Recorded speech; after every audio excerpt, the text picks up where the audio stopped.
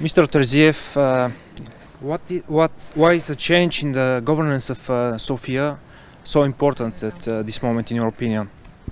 Because today's vote will have a significant impact on what happens in Sofia. There's no runoff for the municipal council, so it's really essential for people to go out and to be active in voting and to really participate in the defining of their future, because the city has a lot of problems that have piled up historically after 18 years of GERB governance, and it's critical that people in Sofia really go out and show what kind of future they want for the city. Do they want a well-governed, ordered, secure, livable city, or they prefer more of the same?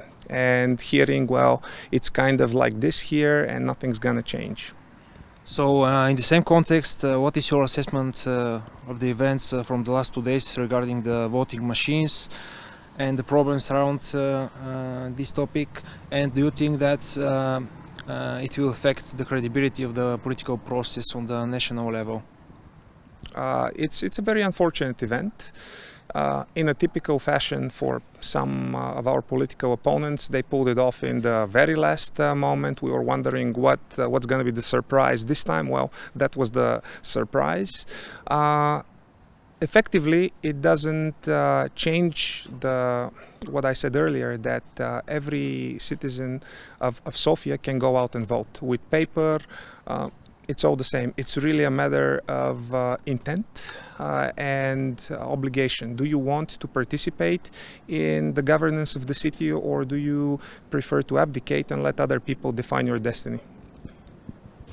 What is your expectation for today's turnout rate, and also what you count on the second round of the local elections, which are very likely to happen?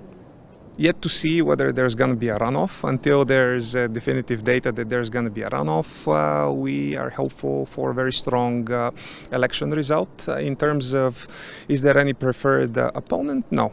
Whoever gets second, we are ready. And for us, the biggest challenge was always the lack of trust of the people of Sofia and the Bulgarians in general in the political class. So that's our enemy, that people we show them a little bit of hope that things can be better and that you can have political representatives who ultimately work for them, for the people who elect us. In terms of turnout, I hope that it will be higher than usual, that it will go between 45–50%, and it's really critical because you know that the last two elections for local government in 2015 and 2019 more or less had issues with the validity of the votes, 15% invalid votes, which was pretty high, and the only way